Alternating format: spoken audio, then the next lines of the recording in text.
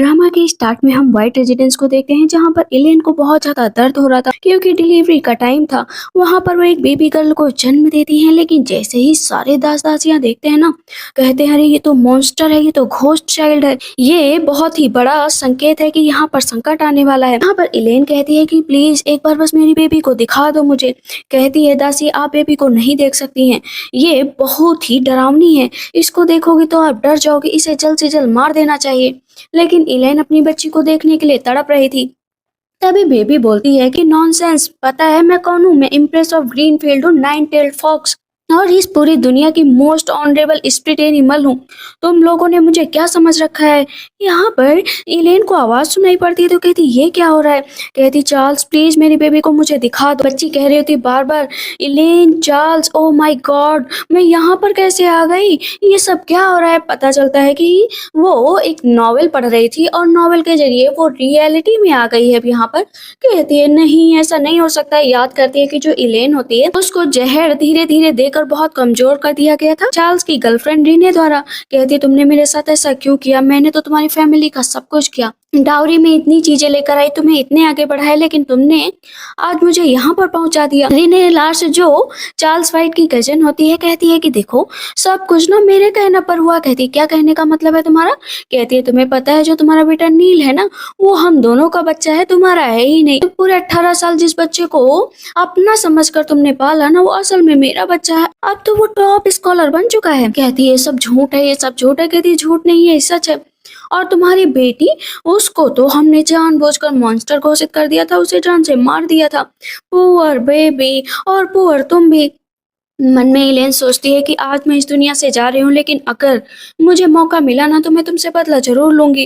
कहती है mother mother ये लोग मुझे मारने जा रहे हैं, प्लीज मुझे बचा लो। बार बार इलेन कह रही थी कौन बोल रहा है। यहाँ पर चार्ल्स बोलते हैं परेशान हो गई हो, इसी वजह से शायद हेलुसिनेशन हो रहा होगा।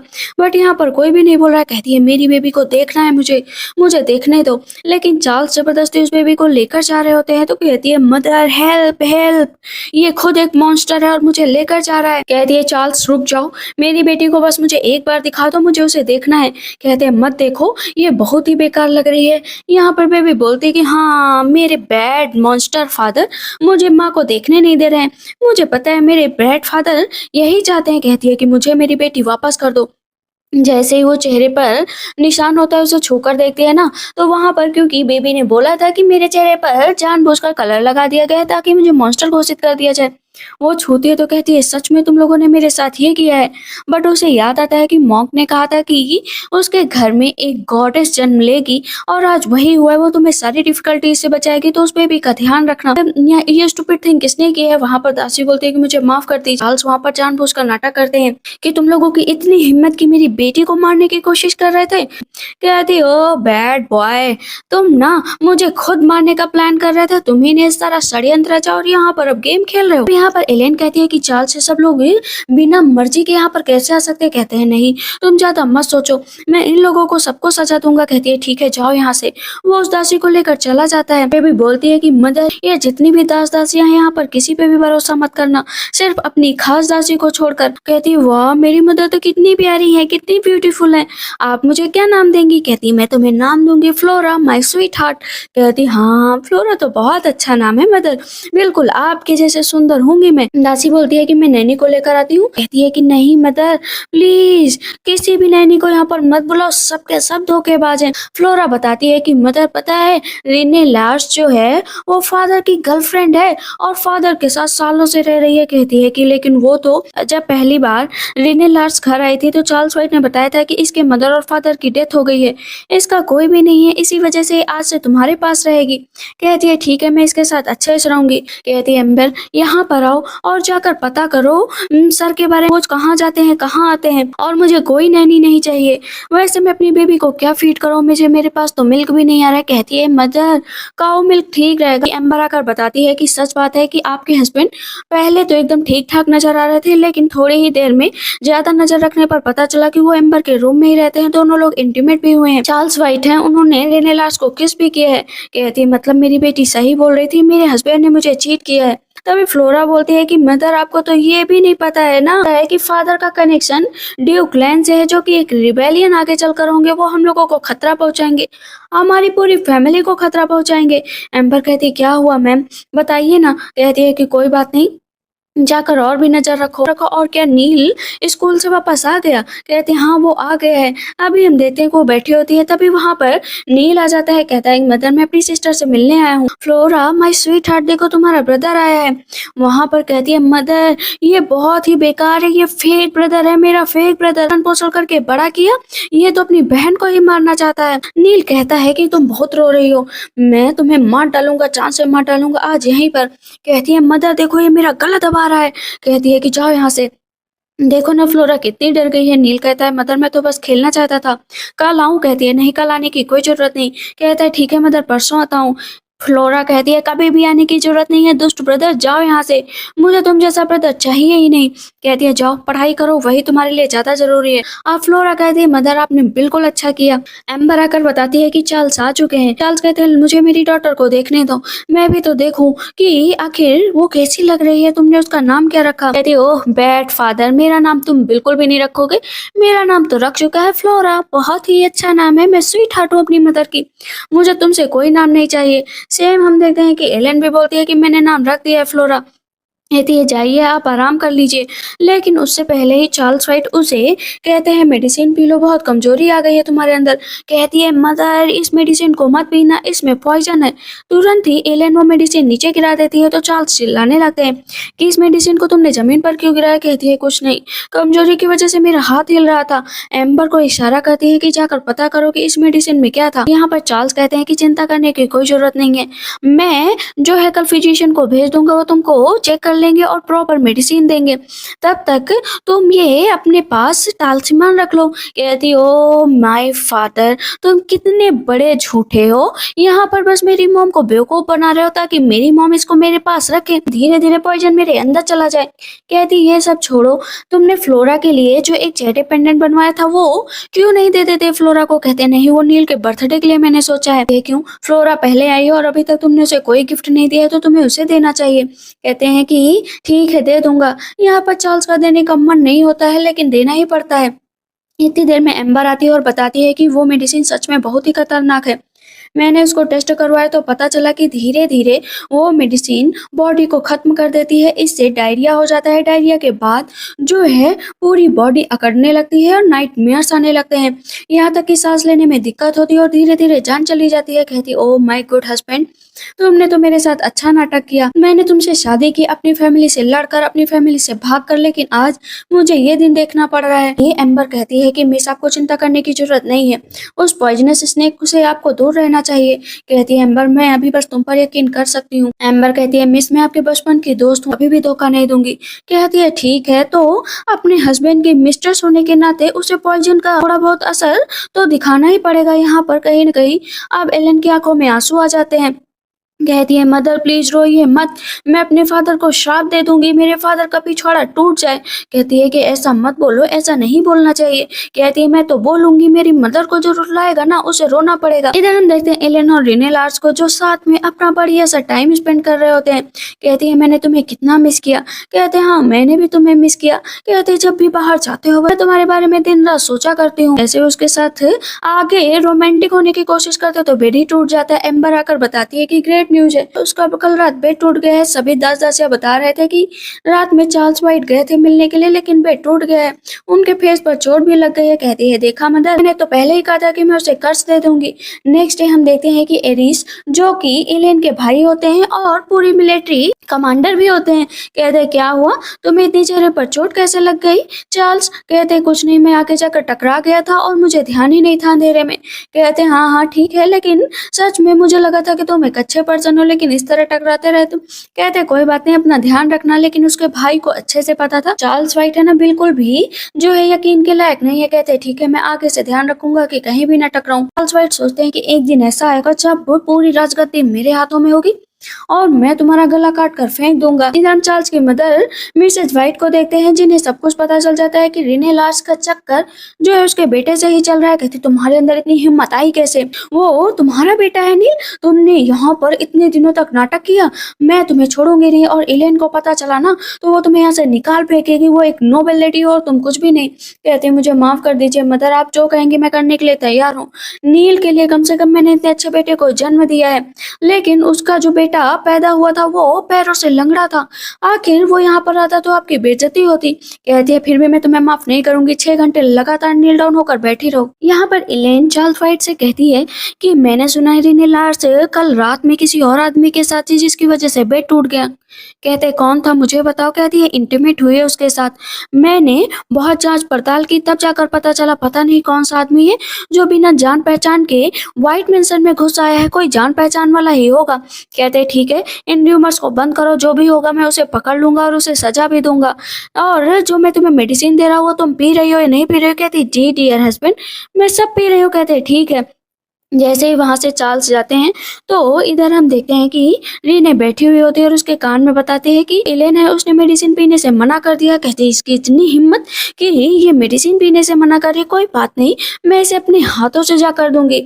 एलेन बैठी हुई होती है, रीने जाती है, कहती है कि माय गुड डियर सिस्टर, आपके लिए मैं मेडिसिन लेकर आई हूँ। एलेन बोलती है कि पहले तो कभी नहीं दिखाई दी, आज यहाँ पर क्या करने आई हो? कहती है कि मेरी सिस्टर कमजोर है तो मैंने सोचा थोड़ी सी हेल्प कर दूं ताकि उन्हें अच्छी चीजें मिल जाए। कहती है मदर, फ्लोरा कहती है मदर ये ड्रिंक बिल्कुल मत पीना, ये बिल्कुल भी आपकी बॉडी के लिए अच्छी नहीं है। लेकिन रीने बार बार बोल रही होती है कि ये P low P low. Flora बोलती है झूठी कहे कि नहीं नहीं बस चीजें अपनाया करती है। एलेन उठती है, कहती है अगर ये मेडिसिन इतनी ही अच्छी है तो मैंने सुना मेरी सिस्टर भी थोड़ी सी कमजोर है, तो तुम क्यों नहीं पी लेती? बहुत देर से पीछे चार्ल्स वाइट चिल्लाते हैं कि नहीं ये मेडिसिन वो नहीं पिएगी। एलेन कहती है चार्ल्स तुम इतना नर्वस क्यों हो रहे हो, मेडिसिन ही तो है। कहते तुम पी लो। कहती है मैं नहीं, रीने पिएगी, आखिर मेरी ज्वेलरी मेरे कपड़े वो सब कुछ तो पहनती है, बट मेरा इससे कोई लेना देना नहीं, मेडिसिन तो पी ही सकती है। बार बार चार्ल्स कह रहे होते हैं कि वो मेडिसिन नहीं पिएगी। कहती है कि क्यों, फिर तुम पी लो, तुम भी तो थोड़ा कमजोर नजर आ रहे हो ना। कहते हैं ये सब मेरे लिए नहीं है, ये सिर्फ तुम्हारे लिए। कहती है इसका मतलब इस ड्रिंक में कुछ मिला हुआ है क्या जो तुम दोनों ही मना कर रहे हो? कहता है नहीं नहीं तुम भी क्या बकवास कर रहे हो, ऐसा कुछ नहीं है, चलो रीने तुम ये मेडिसिन पी लो। कहती है मैं नहीं पीऊंगी। कहती है अरे पीना तो पड़ेगा ही। वो मेडिसिन वहां पर पी लेती है। कहती है कि ठीक है सिस्टर जाकर आराम करो, इतना ज्यादा क्यों नाटक कर रही हो, इसमें पॉइजन था क्या? फ्लोरा कहती है मदर तुमने तुम कमाल कर दिया, नेक्स्ट टाइम से बैड वुमेन अगर मेरी मदर को परेशान करने की कोशिश की ना तो मैं तुम्हें छोड़ूंगी नहीं।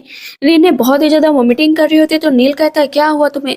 कहती है टॉनिक देने गई थी लेकिन उस बैड वुमेन की वजह से मुझे वो टॉनिक पीने पड़ी, मुझे हेडेक हो रहा है, मुझे वोमिटिंग आ रही है। कहते चिंता मत करो मदर, मैं सब कुछ एक दिन ठीक कर दूंगा।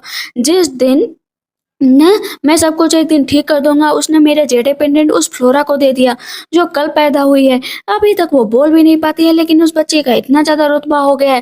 कहती है ठीक है मैं तुम्हें एक आइडिया बताती हूँ। वहां पर हम देखते हैं रात में नील जाता है, खिड़की खोल देता है जिसकी वजह से बहुत ज्यादा फ्लोरा को ठंड लग रही होती। तो फ्लोरा बोलती है बैड ब्रदर मैं तुम्हें श्राप दे दूंगी अभी के अभी, जाओ और मैं तुम्हें श्राप दे दूंगी अभी के भी। कहती है ब्यूटीफुल मॉम प्लीज उठो। कहती है फ्लोरा क्या हुआ?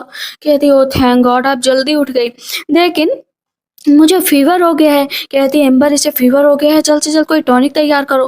कहती है ठीक है। सुबह फिजिशियन आते हैं, बताते हैं कि आपने सही टाइम पर देख लिया इसीलिए खतरे से बाहर है। कहते हैं ठीक है। वहां से वो चले जाते हैं। एलन कह रही होती है मेरी गलती है कि मैंने अपनी बेटी का ध्यान नहीं दिया। फ्लोरा कहती है नहीं मदर आपकी कोई गलती नहीं है, पता है वो ब्रदर खोल कर गए हैं खिड़की, मेरा दुष्ट ब्रदर। धन पूछती है कि ये बताओ नील कल रात में कहाँ पर था? कहती वो तो अपने रूम में था लेकिन कुछ टाइम के लिए अपने रूम से निकले थे। कहती है 17 साल मैंने इस बच्चे को अपने पास रखा लेकिन आज ये मेरी बेटी को ही कष्ट पहुंचाने की कोशिश कर रहा है।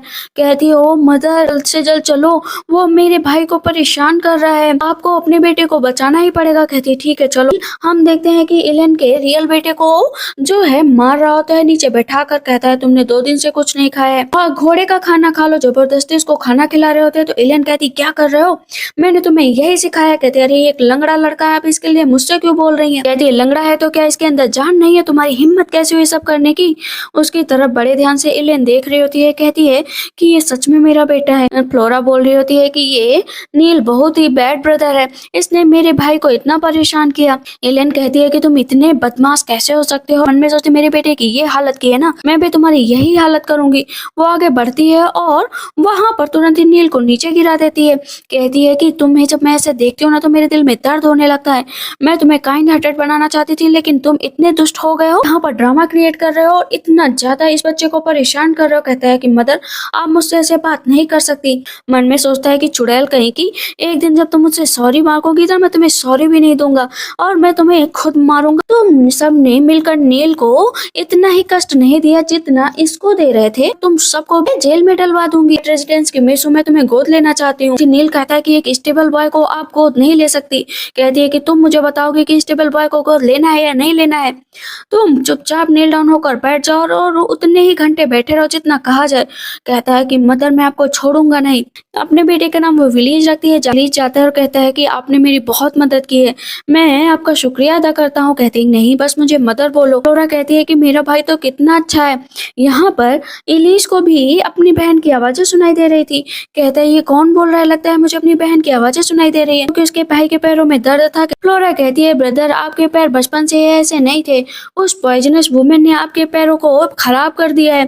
कहता है मदर मुझे अब अपने चेम्बर में जाना चाहिए, मैं बेस्ट फिजिशियन हायर करूंगी ताकि तुम्हारे पैरों को ठीक कर सके। कहती है नहीं मदर मैं अपने ब्रदर का पैर ठीक कर दूंगी। वहां पर वो अपनी पावर का यूज करती है। मन में सोचती है कि ये सब लोग कितने क्रूएल हो सकते हैं। मेरे बेटे को सोचो मुझसे 17 साल दूर रखा और मैं जिस बेटे की इतनी केयर कर रही थी वो इतना खतरनाक है, बिल्कुल मॉन्स्टर जैसे। फिर से चार्ल्स वाइट चिल्लाते हुए आते हैं कि तुमने नील को क्यों सजा दी। कहती है कि सजा देना जरूरी था, आखिर मैं उसकी मदर हूँ। कहती है मदर हो तो क्या तुम उसे नील डाउन होकर बैठाओगी। कहती है कि मुझे अपने बच्चे को कैसे रखना है, कैसे पनिशमेंट देनी है तुम मुझे नहीं बताओगे। कहते हैं लेकिन नील अभी यंग है और इसे इस तरह यहाँ पर रखना सही नहीं है। यहाँ पर फ्लोरा कहती है एज एक्सपेक्टेड मेरे फादर तो यहाँ पर बैड ब्रदर का सिर्फ बड़ाई करने आए हैं, उनका और रेने का बेटा इसी वजह से वो ज्यादा केयर कर रहे हैं। एलियन बोलती है कि आप जाओ यहाँ से, मुझे अपनी रेपुटेशन की केयर है। कि नील किसी और को भी ऐसे परेशान करेगा तो क्या दिक्कत होगी। कहते लेकिन तुम्हें उस स्टेबल बॉय को गोद नहीं लेना चाहिए था। कहती है वहां पर इतने लोग थे, नील ने उसको इतना मारा था, अगर मैं ऐसा ना करती ना तो नील की बहुत बदनामी होती। चार्ल्स वाइट कहते तुम इम्पल्सिव हो रही हो, हमें ऐसा फैसला नहीं लेना चाहिए। उसके गले लगने चलते हैं तो कहती है पीछे हटो, अभी मैं बिल्कुल भी सही फील नहीं कर रही हूँ। जैसे आगे बढ़ने चलते नीचे गिर जाते हैं। कहती ओ डैड मजा आया। यहाँ पर इलेन हंसने लग रही थी और एम्बर भी। नेक्स्ट टाइम देखते हैं कि उसका भाई जाता है मिलने के लिए अपनी बहन से। कहते हैं नील आते ही कहते हैं मदर आप अभी भी मुझसे नाराज है, प्लीज मुझे माफ कर दीजिए, मुझे पता है कि मैंने गलत किया है लेकिन मैं फ्लोरा के लिए कैंडी लेकर आया हूँ। कहती है मदर मुझे कोई कैंडी नहीं खानी है, जानबूझकर मुझे कैंडी दे रहा था कि मेरा पेट खराब हो जाए। कहता है फ्लोरा कम ऑन चलो तुम ये कैंडी खा लो। कहते नहीं। एलियन तुरंत ही बोलती वो बहुत छोटी है। मदर मैंने सुना है छोटे बच्चों को कैंडी बहुत पसंद होती। कहते हैं कि अच्छा कैंडी बहुत पसंद है तो तुम खा लो। वो उसे तुरंत खिला देती है और नेम्बर से कहती है चेक करो। कहती है कि इसमें स्ट्रॉन्ग एडल्ट जो है हार्म करने वाला ड्रग मिला है, जिससे जो बच्चों के लिए तो खतरनाक है बड़ों के लिए भी है। कहती है कि मुझे माफ कर दीजिएगा कि मैंने ध्यान नहीं दिया, वरना अगर आप ना होती और ये तुरंत ही फ्लोरा को कुछ खिला देता तो क्या होता। कहती कोई बात नहीं, मेरी मदर का बर्थडे आने वाला है, मुझे उनके पास जाना है, इतने सालों से मैं उनके पास नहीं गई हूँ। कहती है मदर मैं भी जाऊंगी बर्थडे बैंक्वेट में, मुझे भी अपनी ग्रैंड पा और ग्रैंड माँ से मिलना है, वहाँ पर जो है प्रिंस को फंसाया जाएगा। कहती है क्या बैंक्वेट में। कहती है हाँ हाँ मदर सच में। अभी हम देखते हैं कि एलन पहुंच चुकी होती है अपनी माँ के बर्थडे में। चार्ल्स कहते हैं तुम्हें यहाँ पर नहीं आना चाहिए, आखिर तुम्हारी माँ तुम्हें पसंद नहीं करती है। कहती ओ डैड हमेशा ही ग्रैंड माँ मेरी माँ को बहुत पसंद करती थी, लेकिन मेरी माँ से तुमने झूठ बोला। ड्यूक फैमिली मेरी माँ को कभी लाइक ही नहीं करती थी, बल्कि वो लोग तो हमेशा इंतजार किया करते थे। झूठे डैड। कहती है कि हमेशा मैं रुकी हूँ लेकिन मैं कब तक वहां पर रहूंगी, मुझे अपनी फैमिली से मिलजुल तो बढ़ाना ही पड़ेगा। कहती वो ये मॉम चलो चलते हैं। अभी हम देखते हैं अंदर जाते ही बहुत तेजी से एलियन रोने लगती है। उसकी माँ कहती है ये फ्लोरा है, मुझे इसे देखने दो। उसकी मदर कहती है तुम मुझसे इतने दूर क्यों रही, तुम्हें यहाँ पर आना चाहिए था। ये चार्ल्स भूल देते हैं कि हाँ सिर्फ बार बार कहता था कि चलो चलो चलो, लेकिन यही नहीं आती थी। कहती है मैं नहीं जाऊंगी। मन में सोचती है कि इतने सालों से तुमने मुझे रोका कि वहां पर मत जाओ, यहाँ पर झूठ बोल रहे हो। उसके फादर कहते हैं कि थैंक गॉड बच्चे मेरी कि तुम यहाँ पर आई हो। तभी हम देखते हैं ड्यूक लेन आ जाते हैं जो क्राउन प्रिंस को जान से मारना चाहते थे। चार्ल्स वाइट के साथ मिलकर सब लोग ड्यूक को ग्रीट करते हैं, लेकिन तभी वहां पर आवाज सुनाई देने लगती है आयरिस को भी। यहाँ पर उसके अंकल कहते हैं ये आवाज कहाँ से आ रही है। फ्लोरा कहती है मेरे अंकल तो कितने हैंडसम है और कितने बहादुर भी। मेरे अंकल को हर कोई फ्रेम करने की कोशिश करता है, खासकर ये ड्यूक लेन बहुत ही हाइपोक्रेटिक है, मेरे अंकल को फंसा देगा। तभी क्राउन प्रिंस आ जाते हैं। मन में सोचती है कि किस हिसाब से ड्यूक लेन जो है क्राउन प्रिंस को मारेंगे, कि काफी टाइम बीत जाता है। तो ड्यूक लेन चार्ल्स वाइट को इशारा करते हैं कि कुछ ना कुछ करो। कहते हैं ठीक है मैं कुछ करता हूँ। वहाँ पर जूस का इंतजाम किया जाता है। कहते हैं कि चलो सब लोग साथ में थोड़े से ड्रिंक कर लेते हैं। ड्रिंक वहाँ पर आती है, लेकिन इतनी देर में चार्ल्स वाइट वो ड्रिंक बदल देते हैं। ये कहती है मदर बचा लो प्रिंस को, उसमें पॉइजन है, लेकिन उतनी देर में प्रिंस पी लेते हैं। ये सब के सब हंस रहे होते हैं कि अब प्रिंस मर जाएंगे और इसका इल्जाम भी जो है एलेन पे लगा दिया जाएगा कि इसी ने वो ड्रिंक बनाई थी। तो तभी अचानक से दर्द होने लगता है ना चार्ल्स वाइट के पेट में। कहती हनी तुम्हें क्या हुआ। कहते कुछ नहीं, लगता है कुछ गड़बड़ हो गई। कहती फिजिशियन को बुलाओ, फिजिशियन को बुलाओ। फ्लोरा ने वो ड्रिंक अपनी पावर से चेंज कर दी थी। कहती है मदर मैं सही टाइम पे फैसला ले लिया, सब गड़बड़ हो जाती। बहुत तेज से चार्ल्स चिल्ला रहे होते हैं कि बुलाओ बुलाओ, इसमें पॉइजन था। कहती पॉइजन था तो तुमने कैसे पी लिया, मतलब क्या वो पॉइजन प्रिंस पीने वाले थे। कहते नहीं बस फिजिशियन को बुला लो। पूरी तरीके से रीने लार्स के रूम की जो है जांच पड़ताल की जा रही थी। रीने लार्स कहती कि तुम यहाँ पर एलियन क्या कर रहे हो। कहती क्यों, ये मेरा पूरा घर है तो आ सकती हूँ जा सकती हूँ। वैसे तुम कहाँ पर गई थी, मैंने तुम्हें बहुत ढूंढा। कहती है कि जाओ ना यहाँ से। चार्ल्स हैं उनके ड्रिंक में पॉइजन मिला था और पॉइजन की लिंक यहाँ से मिलती है। तभी नील आ जाता है। कहता है मदर यहाँ पर क्या कर रही हो। इस पर एलियन को गुस्सा आ जाता है कि और तुम यहाँ पर क्या कर रहे हो अपनी स्टडी छोड़कर। कहता है बस मैं तो ऐसे ही आ गया था। माँ माँ बोलने चाहता है। कहती क्या माँ। कहता है कि कुछ नहीं, मैं तो आंट से मिलने आया था, मुझे लगा यहाँ पर कुछ हलचल हो रही है। तभी वहां पर कपड़े मिल जाते हैं। फ्लोरा बोलती डिस्गस्टिंग कपल, देखो तो कितने वाहियात कपड़े रखे हैं रोमांस करने के लिए। मेरी मदर ने यहाँ सब कुछ देख लिया है। फ्लोरा कह रही थी shame on you रीने Lloris. Allen पूछती है रीने लार से कि ये कपड़े किसके हैं। कहती है कि ये कपड़े मेरे हैं। यहाँ पर तुरंत ही नील कहता है कि मदर आप आंट से ये सब कैसे पूछ रही हैं, ये आंट की रेपुटेशन का सवाल है। एलेन पूछती है कि मैंने तुमसे कहा कि एक लड़कियों का कपड़ों को तुम इस तरह देखो, मैंने तुम्हें यही एटिकेट वगैरह सिखाए हैं और तुम्हारी हिम्मत कैसे हुई मेरे बीच में बोलने की। जाकर अपनी पढ़ाई करो वरना गाँव में भेज दूंगी। नील गुस्सा होकर वहां से चला जाता है। कहती है रेने डियर आप बहुत यहाँ पर रह चुकी, अब मुझे कुछ करना पड़ेगा। वैसे मेरी सिस्टर का अफेयर किसी और आदमी से चल रहा है, मैंने सुना है कि इस वजह से बेड भी टूट गया। कहती है कि नहीं ऐसा कुछ नहीं है। तभी फिर से चार्ल्स वाइट चिल्लाने लगते हैं कि तुम मेरी कजन से ऐसी कैसे बात कर सकती हो, अगर उसका किसी आदमी से अफेयर चल भी रहा है तो तुम्हें इस तरह उससे बात नहीं करनी चाहिए। एलन कहती है अच्छा तुम मुझे बताओगे कि किससे कैसे बात करनी है। तो मैं सिर्फ रीने से क्वेश्चन पूछ रही हूँ और तुम यहाँ पर ठीक कैसे हो गए। तो फ्लोरा कहती है कि मदर इस बैड फादर की बातों में मत आना, के पास एंटीडोट था इसी वजह से ये बच गया है। तो चार्ल्स वाइट बोलते हैं कि तुम अब मेरे मामले में इंटरफेयर नहीं करोगी। कहती हनी मैं सिर्फ नॉर्मल बातें कर रही हूँ, आपको इतनी दिक्कत क्यों हो रही है, मैं तो बस रीने लास्ट से क्वेश्चन पूछ रही हूँ। कहते हैं कि तुम नहीं पूछ सकती, मैंने कहा ना तुम नहीं पूछ सकती हो, मैं इस घर का डिसिप्लिन मेंटेन रखती हूँ तो तुम्हें बोलने की हिम्मत नहीं होनी चाहिए। कहती है कि मैं नहीं बोली हूँ डिसिप्लिन। कहती भूल गई हो इसी वजह से मैं तुम्हें सिखा देती हूँ, वैसे भी अब यंग हो चुकी हो, शादी की एज हो चुकी है, मैं सोच रही हूँ कि तुम्हारी शादी करा दी जाए क्योंकि अकेले तो तुमसे रहा नहीं जाता है ना, इसीलिए आदमी तुमसे मिलने आते हैं। चार्ल्स को बहुत गुस्सा आता है कि रीने शादी नहीं करेगी। रीने कहती मैं शादी नहीं करूंगी। कहती शादी तो करनी ही पड़ेगी। नेक्स्ट डे इलेन जाती है चार्ल्स वाइट की मदर के पास। कहते लो मैं सोच रही थी कि अब रेने की शादी करा दी जाए, आखिर वो अकेली रहती है, इसी वजह से उसने अपने रूम में इस तरह के कपड़े भी रख रखे तो शायद रखने नहीं चाहिए। चार्ल्स कहते हैं कि ये तुमने रीने का ओपिनियन लिया जो कि बस शादी के लिए फोर्स कर रही हो। कहती है कि रीने एक वुमेन है, वो शादी के लिए हाँ कैसे बोलेगी, आखिर हमें लोगों को शादी करने की बात करनी पड़ेगी ना। उसने जो यहाँ पर कचरा फैलाया है उसे बटोरना मेरा काम है। अब मैं उसकी शादी करा कर ही रहूंगी जब वो मदर इन लॉ कुछ बोल नहीं रही हूँ। मदर इन लॉ कुछ बोल नहीं रही हैं। चार्ल्स अपने हाथ की मुट्ठी बांध लेते हैं, कहते हैं मैं छोड़ूंगा नहीं तुम्हें। बहुत देर से मिसेज वाइट चिल्लाने लगती है कि सब तुम्हारी वजह से हुआ है। तुमने अपनी कजन के साथ रिश्ता बनाया और यहाँ पर अब मुझे बता रहे हो। वैसे इलेन हिलमैन छोड़ेगी नहीं। इलेन हिलमैन को छोड़ दिया ना तो तुम पूरी तरीके से बर्बाद हो जाओगे, क्योंकि जो भी दिया है उसका दिया है, तुम्हारे पास कुछ नहीं था। कहता है मदर ऐसा कुछ नहीं होगा। फ्लोरा और उसकी माँ आपस में बातें कर रहे होते हैं। फिर फ्लोरा बोलते हैं कि मदर हम लोगों के पास फिर से प्रॉब्लम आ गई है। नील ना मेरे भाई को मार रहा है। कहती है क्या? इधर हम देखते हैं कि विलीज प्रैक्टिस कर रहा होता है मार्शल आर्ट की। नील कहता है ट्रिपल पर्सन अब प्रैक्टिस करेगा? क्या मजाक है, तुम्हें तो हिलना भी नहीं आता है। कहता है क्यों, मैं प्रैक्टिस कर सकता हूँ। कहते लेकिन एडॉप्टेड हो, याद रखो कि मेरे बराबर करो तो तुम कभी भी नहीं पा सकते। विलीज कहता है तुम भी अपने काम से काम रखो। कहते तुम्हारी हिम्मत कैसे हुई मेरे से ऐसे बात करने की? आज जो तुम्हारी एक टांग टूटी है ना, मैं दूसरी भी तोड़ देता हूँ। अपना डंडा उठाता है और उसके दूसरे पैर पे मारने के लिए आगे बढ़ता है, लेकिन इतनी देर में वहां पर विलीज बगल में खिसक जाता है तो मार नहीं पाता है। पर तुरंत ही विलीज एक डंडा उठाकर नील के चेहरे पर मार देता है। कहता है लगता है तुमने प्रैक्टिस अच्छी नहीं की, वरना तुम्हारे चेहरे पर घाव नहीं लगता। नील कहता है आज मैं तुम्हें यहाँ पर मार डालूंगा स्टेबल बॉय। बहुत ऐसे चिल्लाता है। पीछे से इलेन कहती क्या हो रहा है यहाँ पर? कहता है मदर इसने देखो मेरे चेहरे पर मार दिया है।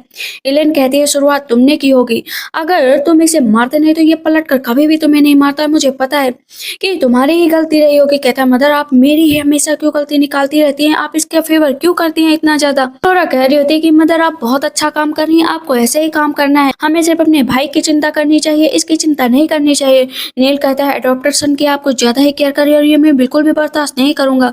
कहती है कि जाओ और अपनी पढ़ाई करो, मैंने कहा है ना, वरना तुम्हें यहाँ से निकाल कर फेंक दूंगी। कहता है ठीक है। इधर हम देखते हैं रीनेलास बहुत तेज से जो है चार्ल्स के गले लग लग कर रो रही थी कि ओ माय डियर चार्ल्स मैं शादी नहीं करना चाहती हूँ, मुझे किसी और से शादी नहीं करनी है। नील कहता है क्या मदर कहीं और शादी करने वाली है? ऐसा कैसे हो सकता है फादर, मदर को आप दूर भेज रहे हैं, मैं मदर से दूर नहीं रह सकता हूँ, आपको मेरी मदर के साथ रहना ही पड़ेगा। कहते हैं ये सब इलेन हिलमैन की वजह से हो रहा है, उसने फोर्स किया है। मिसेज वाइट कहती हैं कि तुम दोनों का बच्चा हो चुका है तो तुम यहाँ पर अब क्या बकवास कर रहे हो। कहता है लेकिन मैं अभी रीने से शादी नहीं कर सकता हूँ और अभी जो है नील भी स्कॉलर नहीं बना है, हम लोगों के लिए मुसीबत है।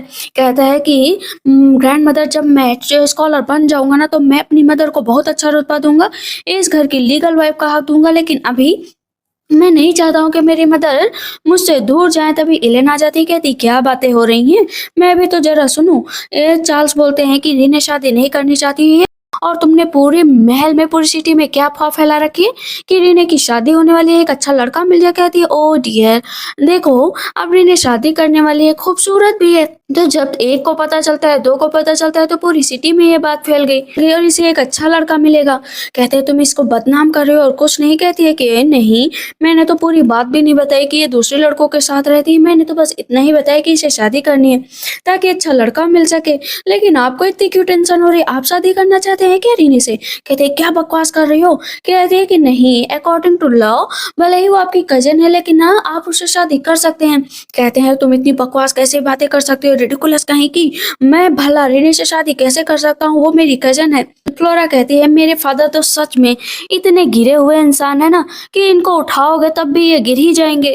कहती है कि ठीक है हनी मैं आप पे ट्रस्ट करती हूँ, कोई बात नहीं, मैं फिर भी अच्छा हस्बैंड ढूंढूंगी, आखिर मेरी सिस्टर का सवाल है।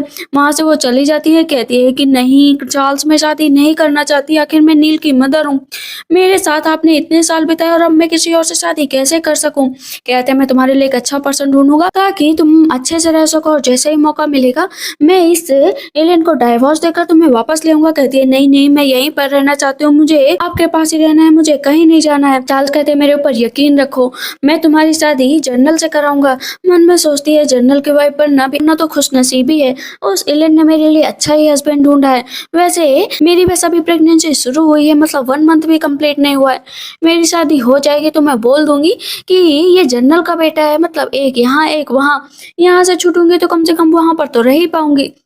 इधर फ्लोरा बोलती है कि मदर, एक गड़बड़ हो गई है, वो दुष्ट औरत ना प्रेग्नेंट है।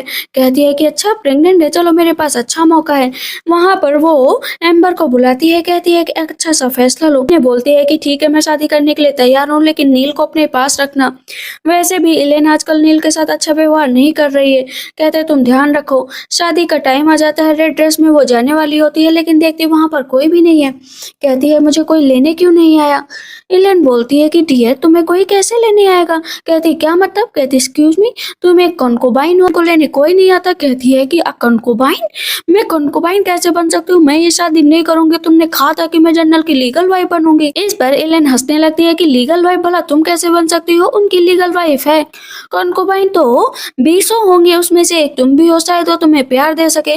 जाओ टाइम आ गया है, जाओ यहाँ से। कहती है कजन मुझे नहीं जाना, मुझे नहीं जाना, लेकिन उन्हें वहां से जाना पड़ता है। कहता है मदर। तब पीछे से एलन बोलती है कि नील तुमने मुझे मदर बुलाया। कहते हैं हाँ। कहती ठीक है जाकर पढ़ाई करो। अब एलन बहुत खुश होती है कि सब कुछ ठीक हो गया। कहती है हाँ मदर सब कुछ ठीक हो गया, उसने मेरे भाई को जो है क्रिपल बना दिया था। ये पूरा दिन भी नहीं बीता था कि रात में जो है रीने फिर से रोते हुए आ जाती है कि जनरल ने मुझे घर से निकाल दिया। मदर इन लॉ कहती है कि तुम मैरिड वो कंकुबाइन हो, तुम्हें यहाँ पर नहीं रहना चाहिए। कहती है मैं नील की मदर भी तो हूँ, प्लीज इस नाते मुझे यहाँ पर रख लीजिए। तभी पीछे से इलेन आ जाती है। कहती है कि इलेन हेलमेट में तुम्हें छोड़ूंगी नहीं, तुमने मुझे फोर्स किया उस जनरल से शादी करने के लिए। कहती है रीने डार्लिंग क्या बातें कर रही हो। तभी वहां पर चार्ल्स आ जाते हैं। कहते क्या हुआ। कहती है कि ये कजन मुझे वहां से निकाल दिया गया है, उसने मेरी इज्जत के साथ खिलवाड़ भी किया। नील कहता है ये तो बहुत हो गया, उस जनरल को मैं छोड़ूंगा नहीं, आखिर वो इस तरह की हरकत कैसे कर सकता है। कहती है रीने डियर ऐसा तो कुछ जरूर हुआ होगा ना कि उसने तुम्हें वहां से भगा दिया। मन में सोचती है कि अब मैं इस प्रेगनेंसी के बारे में सबके सामने नहीं बता सकती। लेकिन तभी पीछे से एम्बर आ जाती है, बताती है कि जनरल के हाउस से इस वजह से रीने को निकाला गया है क्योंकि ये प्रेग्नेंट है। कहती प्रेग्नेंट। पर चार्ल्स तो बहुत खुश हो जाते हैं कि वो उसके बच्चे की मां बनने वाली है। तब इलन कहती है कि तुम इतना खुश क्यों हो रहे हो, इसने तो इतना गंदा काम किया है, प्रेग्नेंट हो गई, वो भी अनमैरिड प्रेग्नेंट। ये बहुत ही खतरनाक बात है, रेपुटेशन का सवाल है। अगर किसी को पूरी सिटी में पता चला ना तो हर जगह हम लोगों की बेइज्जती होगी, कौन इसकी जिम्मेदारी लेगा। मदर इन लॉ कहती है कि तुम्हें तो रीने की रेपुटेशन का ख्याल रखना चाहिए, लेकिन तुमने तो रेपुटेशन डाउन कर दी है, तुम जैसी लड़की मैंने आज तक नहीं देखी। चार्ल्स कहते हैं कि कोई भी इसे यहाँ पर तंग नहीं करेगा, मैं इसको ले जा रहा हूँ। फ्लोरा कहती है मदर आपको चिंता करने की जरूरत नहीं है, इसने आपके ऊपर ही जो इल्जाम लगा दिया है, लेकिन वो बच्चे को जन्म नहीं दे पाएगी। कहती है सच में। कहती है हाँ मदर झूठ नहीं बोल रही हूँ। इधर हम देखते हैं फिजिशियन चेक करते हैं, सुबह चेक करते हैं तो पता चलता है कि उसका बच्चा जिंदा नहीं बच पाएगा, क्योंकि इतने टाइम बाद वो प्रेग्नेंट हुई है तो बच्चा स्टेबल नहीं है। कहती है कि लगभग कितने दिनों तक मैं उसको रख सकती हूँ। कहते हैं ठीक 3 मंथ तक, 3 मंथ के बाद वो अबॉर्ट हो जाएगा। कहती है 3 मंथ है मेरे पास, उस इलेन हेलमेन को यहाँ से निकाल कर रहूंगी और मैं लीगल वाइफ बन जाऊंगी। चार्ल्स आते हैं, कहते हैं मेरा बच्चा कैसा है। कहती है एकदम अच्छा है, एक ब्लेसिंग की तरह है। लेकिन हिलमैन का क्या, उसे कहीं नील के बारे में पता तो नहीं चल गया। कहते नहीं उसे कैसे पता चलेगा। कहते लेकिन मेरी तो कोई भी जगह है ना, मुझे तो हर जगह से निकाल दिया गया है। कहते तुम चिंता मत करो, तुम्हारी यही जगह है। नेक्स्ट डे एम्बर जो है गोल्ड का जेडे लेकर जा रही होती है, लेकिन रास्ते में नील और जो रीने होते देख लेते हैं। कहती ये तो काफी सुंदर है, मुझे दे दो। कहती नहीं दूंगी। नील कहता है तुम्हारी हिम्मत कैसे हुई मेरी माँ से ऐसे बोलने की, जबकि वो प्रेग्नेंट है। तुरंत ही वो उससे जेडे छीन लेता है। यहाँ पर एम्बर मार छीनने की कोशिश करती है, लेकिन बहुत तेज से नील चिल्लाने लगता है। फ्लोरा कहती है कि मदर एम्बर मुसीबत में है, उसने मेरा जेड पेडेंट छीन लिया है। इधर नील लगातार फ्लोरा की बेइज्जती कर रहा होता है। कहती है कि तुम जो है मेरी मिस के बेटे हो या इस रेने के जो मुझे इस तरह बेइज्जत कर रहे हो। कहती अभी तुम्हें बताता हूँ, मारने चलता है। तभी पीछे से इलेन आ जाती है। कहती है कि तुम्हारी हिम्मत कैसे हुई जो है एम्बर पर हाथ उठाने की। कहता है मदर ये जेडे है जो बहुत पसंद आ रहा था मेरी आंट को, तो मैंने दे दिया था। सब लोग पीछे खड़े हो जाते हैं कि ये लड़की वेट रेजिडेंस में रहती है। कहती है माय डियर रेने, तुम यंग एज में बिना शादी के हुए प्रेग्नेंट हो गई हो, पता चला तो कितनी बेइज्जती होगी, और तुम्हारी ये जेड पेंडेंट लेने की हिम्मत कैसे हुई, ये मेरी बेटी फ्लोरा का है। कहता है मदर लेकिन फ्लोरा तो अभी बोल ही नहीं पाती। कहते तुम्हारी सिस्टर है और अपनी सिस्टर के बारे में तुम ऐसे बकवास कर रहे हो, तुम्हें तो इसके लिए प्रोटेक्टिव होना चाहिए था। वहाँ पर सब रीने के बारे में जब सुनते हैं तो कहते हैं कितनी दुष्ट औरत है। यहाँ पर फ्लोरा को उसका जेडे मिल जाता है, लेकिन चार्ल्स वाइट का एक ही काम होता है, बस चिल्लाना चिल्लाना। कहते तुम्हारी हिम्मत कैसे हुई उसे जो है गोल्ड जेडे छीनने की। कहती है वो मेरी बेटी का था। कहते लेकिन पब्लिक में बोलने की क्या जरूरत थी। कहती पब्लिक में स्टार्ट उसने किया था। वहां पर नील ने फ्लोरा का जेडे ले लिया था, तो आखिर मुझे अपना जेडे वापस लेना ही था। वैसे एक बात बताओ, वो रेने तुम्हारे लिए ज्यादा इंपॉर्टेंट है या मैं, क्योंकि तुम हमेशा उसी की तारीफ किया करते हो और उसी के लिए लड़ा करते हो। कहते हैं नहीं, मेरे लिए तुम बहुत इंपॉर्टेंट हो डार्लिंग, बहुत ज्यादा। वैसे भी फ्लोरा को मुझे छूने दो, देखो तो कैसी लगती है। कहते नहीं, वैसे भी तुम बहुत लोगों को टच करते हो, तो मेरी बेटी को छूने की कोशिश भी मत करना। कहता है ठीक है। इधर रीने फिर से रो रही होती है कि उसने मुझसे जेडे पेंडेंट ले लिया। कहता है उस जेडे पेंडेंट के लिए इतना क्यों रो रही हो। कहती है नहीं, मुझे अपने बच्चे की चिंता हो रही है। कहते चिंता मत करो, बहुत जल्दी टाइम आएगा कि मैं तुमसे शादी करूंगा। इधर हम देखते हैं नेक्स्ट डे फिर से एलेन जाती है मिसेस वाइट के पास। कहती है कि मैंने तो बहुत नाम सुधारने की कोशिश की, लेकिन सुधर ही नहीं रहा। कहते तुम नाम सुधारने की कोशिश नहीं कर रहे हो, तुम नाम बिगाड़ने की कोशिश कर रहे हो। कहती है वैसे मदर इन लॉ, एक मंथ मेरी बेटी को पूरा होने वाला है, तो मैं पार्टी का आयोजन करना चाहती हूँ। मदर इन लॉ मना कर देती है कि कोई पार्टी नहीं होगी, इससे रेने की बेइज्जती होगी। कहती है आखिर मेरी बेटी और रेने का क्या लेना देना है। मैं अपनी बेटी की पार्टी आयोजित करूंगी, उसमें रेने आए या ना आए मेरा इससे कोई लेना देना नहीं है। कहती मैं तुम्हें छोड़ूंगी नहीं, इलन मैं तुम्हें छोड़ूंगी नहीं। पार्टी के दिन सभी एक एक करके आ रहे होते हैं। सब कहते हैं कि देखो कितनी अच्छी पार्टी का आयोजन किया है एलेन ने। एलेन तो सच में बहुत अच्छी है। सब एलेन की ही तारीफ कर रहे होते हैं। ये बात मदर इन लोग को बिल्कुल भी अच्छी नहीं लगती कि ये सब आदमियों का काम है, लोगों को ग्रीट करना, लोगों को अंदर आना, लेकिन अपना ही आदमी बनी हुई है घर की पूरी मुखिया। अभी हम देखते हैं कि वहां पर उसकी सिस्टर इन लॉ आ जाती है, जो कि हाइनेस होती है। कहती है हाइनेस आप यहाँ पर आ गई। तब हाइनेस कहती है कि मुझे लाइक बोल सकती हो, प्लीज मुझे यो हाइनेस मत कहो। कहती है फ्लोरा है कितनी सुंदर है, बहुत ही अच्छी बच्ची है और बहुत सुंदर है। कहती है कि हाँ आंट आप में मुझे बहुत अच्छी लगी, सच में बहुत अच्छी। कहती है कि अच्छा यही बच्ची है ना जिसे मॉन्ग ने कहा था कि गॉडेस पैदा होगी। उसका भाई कहता है कि मैं तुम्हारे बेटे से मिलना चाहता हूँ, अडॉप्टेड बेटे से। वो मार्शल आर्ट का शौकीन है, मार्शल आर्ट सिखाना चाहता हूँ। इधर लाइक और इलेन एक साथ बैठ जाते हैं। 18 साल हो चुके होते हैं जो है योहानस की शादी को, लेकिन आज तक उनके कोई बेबी नहीं था। कहती चिंता मत करो, जब टाइम आएगा तो तुम्हें बच्चा हो जाएगा। कहती हाँ बस इंतजार कर रही हूँ। फ्लोरा कहती है कि आंट आपको बच्चे चाहिए क्या, बताओ आपको लड़का चाहिए लड़की। कहती फ्लोरा तुम मुझसे बात कर रही हो, सच में तुम मुझसे बात कर रही हो। कहती हाँ आंट बताओ ना क्या चाहिए। कहती कुछ भी हो जाए, मुझे तो कुछ भी चलेगा। कहती ठीक है फिर मैं आपको दोनों देती हूँ। वो अपनी पावर से वहां पर जितनी भी बीमारी होती है ना वो सब सही कर देती है। कहती मुझे तो चक्कर आ रहा है। कहती क्या फ्लोरा सच में मैं प्रेग्नेंट हो जाऊंगी। कहती हाँ हाँ आप प्रेग्नेंट हो जाएंगी, अब चिंता मत करो। कहती फ्लोरा तो सच में कितनी अच्छी है। तभी हम देखते हैं कि वहां पर चार्ल्स आ जाते हैं रिने को लेकर, और उन दोनों को साथ में देखकर तुरंत ही फ्लोरा बोलती है कि आंट पता है ये दोनों बहुत ही बेकार हैं, दोनों लवर्स हैं, पर्सन आपको बेवकूफ बनाने की कोशिश कर रहे हैं। तो रिने नीचे बैठ जाते हैं कि योहानस को ग्रीट करती हूँ। कहते हैं कि लाइक आप यहाँ पर आई। तब इस पर वो बोलती है कि मुझे लाइक बोलने की कोशिश मत करना, घर में हो तो ठीक है लेकिन बाहर हमेशा योहानस कहना। कहते हैं ठीक है योहानस। बहुत देर तक रिने नीचे बैठी होती है, तो कहते हैं आप इसे नीचे मत बैठाइए, प्रेग्नेंट है। कहती मैं क्या करूं, प्रेग्नेंट है। वैसे इसका फादर कौन है। कहते फादर जो है इसका लवर इसे छोड़कर भाग गया है। कहती है कि माफ करेगा योहानस, मुझसे गलती हो गई। वो उससे बोलती भी नहीं है। कहती है कि आंट आपने बहुत सही किया इस बैड वूमेन के साथ ऐसा करके, लेकिन ये मेरी मदर को फंसाने वाली है जेडे पेडेंट के द्वारा, जेडे पेडेंट के द्वारा, क्योंकि जेडे पेडेंट जो है आपको नुकसान पहुंचाएगा और ये मेरी माँ के ऊपर इल्जाम लगा देगी। तो एम्बर वो जेडे पेडेंट उससे ले लेती है। कहती है मैं इसको कैसे फंसाऊं। वहां पर जैसे ही एलेन लेने चलती है तो उसके हाथ से नीचे गिर जाता है। कहती अरे गिर गया, मैं अपने बेटे का इंट्रोडक्शन सबसे कराने जा रही हूँ। कहते नहीं स्टेबल बॉय का कोई इंट्रोडक्शन नहीं होगा, लंगड़े बेटे को मैं किसी से भी नहीं मिलूंगा। कहती है कि तुम्हारी सोच है मेरी सोच नहीं है। मन में सोचती है कि एलेन मैं तुमको छोड़ूंगी नहीं। अभी हम देखते हैं कि सब लोग एक जगह पर खड़े होते, तब यहाँ पर क्राउन प्रिंस आ जाते हैं। क्राउन प्रिंस कहते हैं फ्लोरा तुम तो बहुत अच्छी हो, गिफ्ट देते हैं। कहते हैं मैं जा रहा हूँ, ज्यादा देर तक नहीं रुक सकता हूँ। फ्लोरा कहती है मदर रोक लो प्रिंस को, उनके ऊपर जान से हमला होगा अभी है कि अभी। प्रिंस आगे बढ़ते हैं और अचानक से नीचे गिर जाते। कहते क्या हुआ। बहुत तेज से चार्ल्स चिल्लाने लगते हैं कि ये सब तुम्हारे बेटे की वजह से हुआ, तुमने इसको सही संभाल कर नहीं रखा।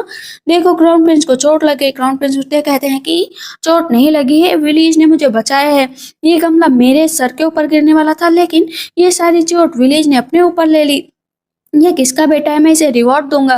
कहती है ये मेरा एडॉप्टेड बेटा है, मैंने इसे गोद लिया है, ये बहुत ही अच्छा है। फ्लोरा कहती है मदर, असली गुनहगार का पता लगाओ, ऊपर नील नहीं है जो है गमला गिराया है। तब यहाँ पर एलियन कहती है कि ये गमला किसने नीचे गिराया, मैंने तो ऊपर से सारे गमले हटाने को कहा है।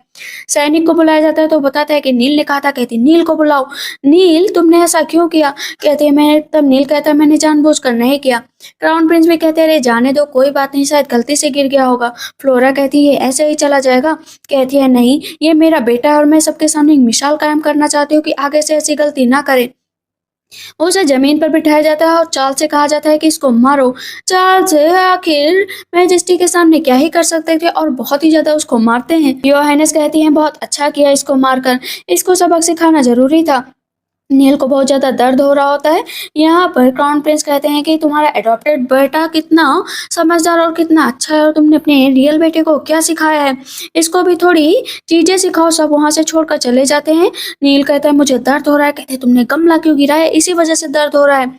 इधर हम देखते हैं कि अभी भी चार्ल्स वाइट जो है एलन से लड़ रहे होते हैं कि तुम्हारी वजह से आज नील को इतनी चोट लग गई। कहती है अगर आज मैं सबके सामने उसे पनिशमेंट ना देती तो आपकी रेपुटेशन का क्या होता। और रिने, तुम्हें अगर पार्टी में नहीं आना था तो तुम यहीं पर रहती ना, इतनी बकवास क्या करने बाहर आ गई थी। कहती है कि कजन देखो ना ये क्या करने की कोशिश कर रही है। कहते हैं कि कोई बात नहीं, तुम अपना ख्याल रखो और अपने बच्चे का ध्यान रखो। यहाँ पर एलन कहकर गई थी कि मैं कुछ दिनों के लिए अपने घर जा रही हूँ। कहता है ठीक है, बेबी का ख्याल रखो। और वहां पर वो नील को दवा लगाने लगती है लेकिन बहुत दर्द कर रही होती है वो दवा।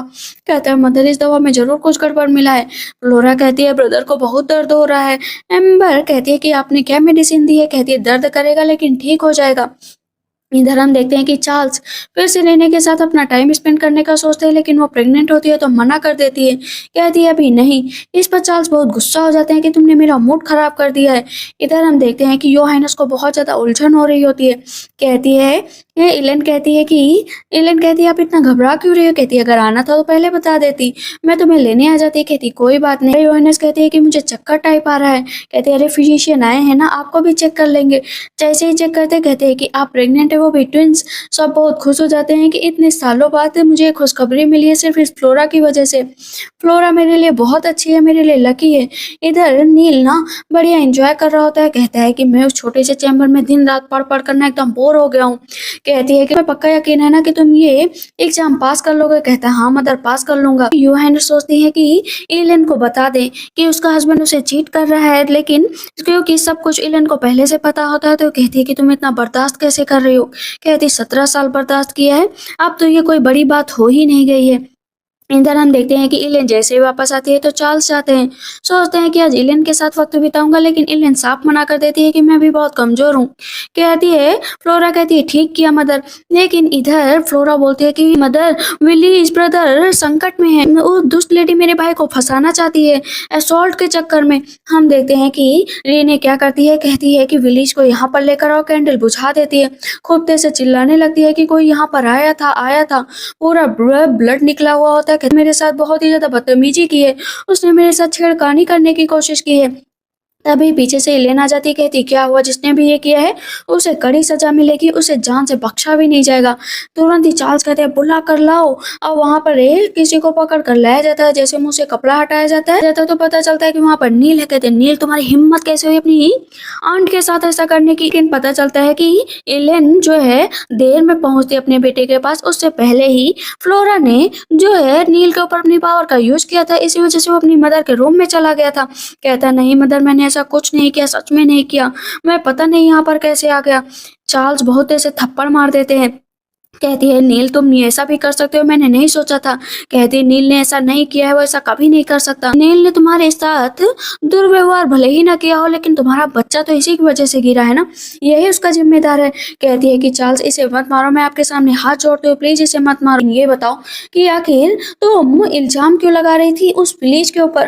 कहती है कि मैं ये नहीं करना चाहती थी, लेकिन वो लगातार मुझे घूरता है, मेरा हाथ पकड़ता है, कभी मुझे छेड़ता है, इसी वजह से मैंने सोचा था कि आज उसको यहाँ पर सबके सामने रंगे हाथ पकड़ोगे, लेकिन वो आया ही नहीं। कहते हैं उसकी इतनी हिम्मत कि वो तुम्हारे साथ इतनी बदतमीजी करेगा, मैं उसको जान से मार डालूंगा। कहती है प्लीज मेरी हेल्प करियो। फ्लोरा कहती है कि मदर वो दुष्ट इधर ही आ रहा है, वो मेरे भाई को फंसाने वाला है। हम देखते हैं कि चार्ल्स बहुत तेज से विलीज को मारने लगते हैं। कहते हैं मुझे फ्रेम किया गया है। चार्ल्स कहते हैं कि तुम अपनी आंट के साथ ऐसा कैसे कर सकते हो। कहते हैं मैंने नहीं किया है, सच में मैंने ऐसा नहीं किया है। अब यहाँ पर एलियन खड़ी होती है, कहती है कि मैं जानती हूँ कि मेरे बेटे इलीज ने कुछ भी नहीं किया। तो इस पर चार्ल्स कहते हैं तुम्हें बड़ा पता है। कहती है हाँ, क्योंकि वो मेरा बेटा है। कहते हैं तुम्हारा बेटा क्या मतलब। कहती है हाँ मेरा बेटा है, इसे 17 साल इन लोगों ने स्टेबल बना कर रखा, यहाँ पर एकदम जानवरों जैसा व्यवहार किया। मिसेज वाइट कहती हैं कि ये तुम्हारा बेटा हो ही नहीं सकता। चार्ल्स कहते हैं एक लंगड़ा बेटा मेरा नहीं हो सकता, चाहे कुछ भी हो जाए। ये अगर विलीज मेरा बेटा है तो नील किसका बेटा है, बताओ ना नील किसका बेटा है। इन्हें बता देती है कि वो मेरा और चार्ल्स का बेटा है। ये तुरंत ही इलेन चिल्लाने लगती है कि मैंने तुम्हारे साथ इतने साल गुजारे, तुम्हारे साथ रहे, बदले में तुमने मुझे क्या दिया, सिर्फ धोखा, धोखे के अलावा कुछ भी नहीं। कहते हाँ तुम इसी लायक हो। कहते ठीक है मुझे तलाक दे दो। कहते हैं मैं तुम्हें तलाक नहीं दूंगा। मन में सोचता है अगर मैंने एलियन को तलाक दिया तो मेरे हाथ से सारा रुपया चला जाएगा।